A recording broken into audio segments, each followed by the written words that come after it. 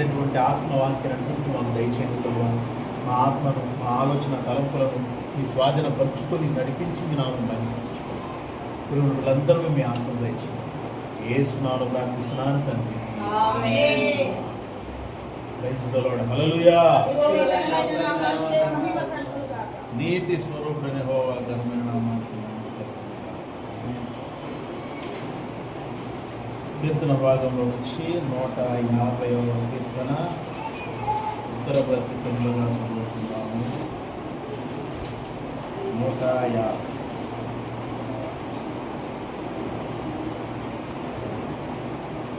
యెహోవాను స్తుతించుడి, ఆయన పరిశుద్ధాలయమునందు దేవుని స్తుతించు. ఆయన బలమును ప్రసిద్ధి చేయు ఆకాశ విశాలమందు ఆయనను స్తుతించుడి.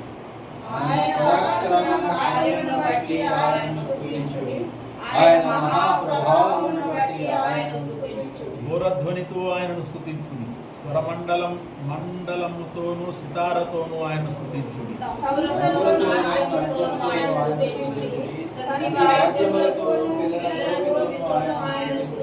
మోగు తాళములతో ఆయన స్తుతించుడి. గంభీర ధ్వని గల తాళములతో ఆయన స్తుతించుడి. సకల ప్రాణులు యెహోవాను స్తుతించుదురుగాక. Amen. Praise the lord. Hallelujah. కీర్తన భాగము, కీర్తనలో చివరి కీర్తనను వచ్చాము. చివరి కీర్తన చదువుకుంటున్నాం. దాని ధ్యానం చేస్తాం. దేవుడు మన నుంచి కోరుకున్నది ఏంటి అంటే స్తోత్ర బలులు అర్పించాలని ఆయన కోరుకున్నాడు. మన జిహ్వ బలులు ఆయనకు అర్పించాలని ఆయన కోరుకున్నాడు. జిహ్వ బలి అంటే స్తోత్రములు చెల్లించుటే జిహ్వ బలి. జిహ్వ బలి అంటే స్తోత్రాలు చెల్లించు. ఆయన వాక్యాన్ని ఎత్తిపట్టుకుంటూ ఆ వాక్యములో ఉన్న ఆయన స్థితిని మనము హెచ్చించు. ఆయన స్థితిని స్తుతించటం, ఆయన ఉన్నత స్థితిని, ఆయన పరిశుద్ధతను, ఆయన నీతిని, ఆయన యథార్థతను స్తుతించటం. అందుకని యెహోవాను స్తుతించుడి, ఆయన పరిశుద్ధాలయమునందు ఆయనను స్తుతించుడి.